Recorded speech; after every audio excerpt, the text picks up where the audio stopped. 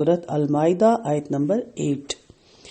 یا ایھا الذین آمنو، اے لوگو جو ایمان لائے ہو، کونوا قوامین للہ، قائم ہو جاؤ، کھڑے ہو جاؤ اللہ کے لیے، شہداء، گواہ بن کر، بالقسط، انصاف کے ساتھ، ولا یجرمنکم، اور نہ تمہیں آمادہ کرے، شنآن، دشمنی،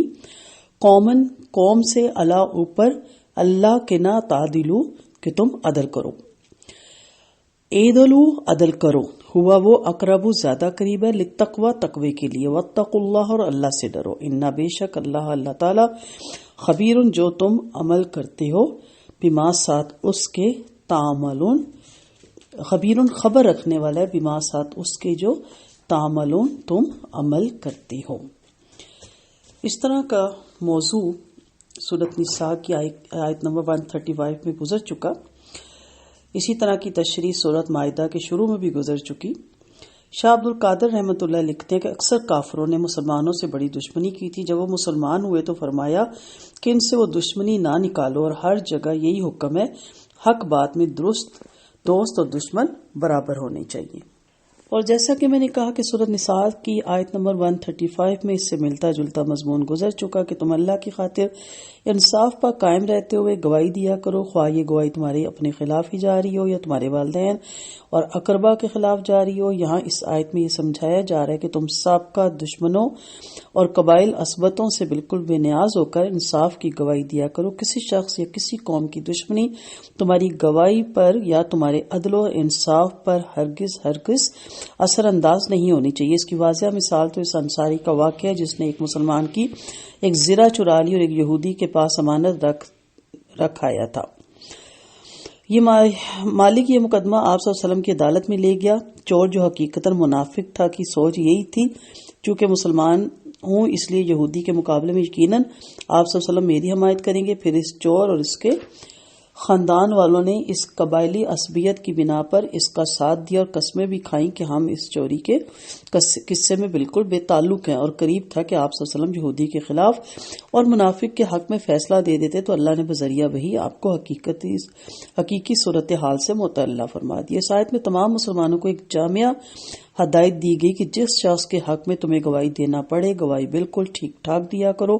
خواہ وہ تمہارا دوست ہو یا دشمن قوم سے تعلق رکھتا ہو، کیونکہ تم میں عدل و انصاف اور تقوی پیدا کرنے والے اسباب میں سے ایک مؤثر ترین سبب ہے۔ اور تمہیں شہادت دیتے وقت ہر لحاظ یہ سامنے رکھنا چاہیے کہ تقوی اختیار کرو کہ جو کچھ تم کہو گے اللہ سن رہا ہے، جو کچھ تم کرو گے اللہ اس سے دیکھ رہا ہے۔ بعض مفسرین نے کونوا قوامین للہ کا یہ مطلب لیا کہ اللہ کے دین کو قائم کرنے والے بن جاؤ، یعنی تم پر یہ فریضہ عائد کیا گیا کہ تم تمام اقوام عالم کو اپنے قول سے بھی اور اپنے فعل سے بھی توحید اور احکام اخلاق کی تعلیم دینے کے ذمہ دار بن جاؤ، جیسا کہ صحابہ کرام نے اس پر عمل کر کے دکھایا۔ اسی ذمہ داری کو تمہیں بحال رکھنا چاہیے اور آگے بڑھنا چاہیے، اور اس سلسلے میں تمہیں عدل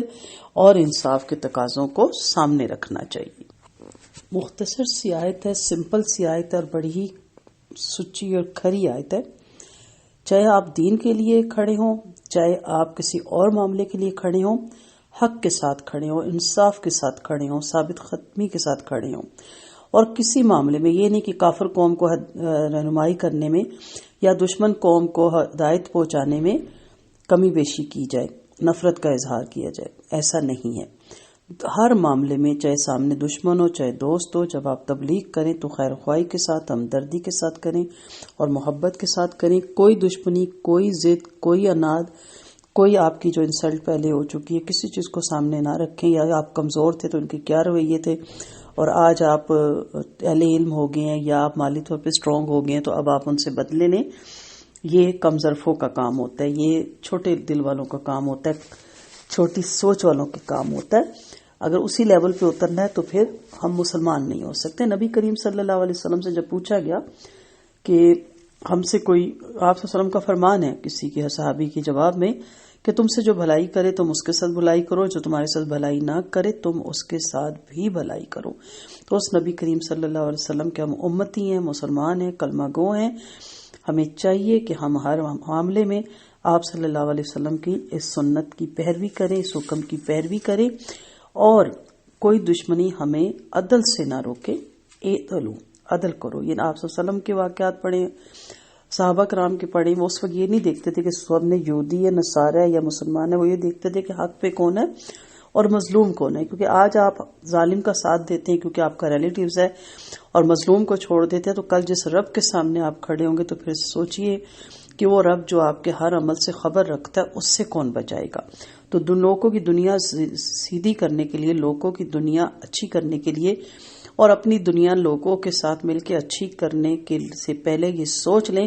کہ آپ کی قبر آپ کو اکیلے درست کرنی ہے، آپ کی قبر کے عذاب، آپ کی قبر کی اندھیری، اس کے بعد حشر کا میدان، پل صراط، یہ سارے معاملے آپ نے اکیلے طے کرنے ہیں، کوئی آپ کا ساتھ نہیں دے گا. اس لیے عدل سے رہیں، انصاف سے رہیں. اسی لیے کہا اعدلوا، عدل کرو. یہ تقوی کے زیادہ قریب ہے. عدل میں ہمیشہ، انصاف میں ہمیشہ، سچ میں اللہ کو سامنے رکھیں کہ میں جس رب کے لیے سچ بول رہا ہوں، کیونکہ آپ صلی اللہ علیہ وسلم کا فرمان ہے، اللہ کہتا ہے میں سچوں کے ساتھ ہوں. تو آپ کو اللہ کا قرب چاہیے تو پھر سچ بولے، اور اگر شیطان کا قرب چاہیے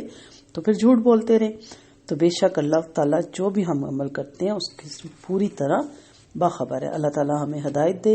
اور سیدھے راستے پہ چلنے کی اللہ تعالیٰ ہمیں توفیق عطا فرمائے. وآخر دعوانا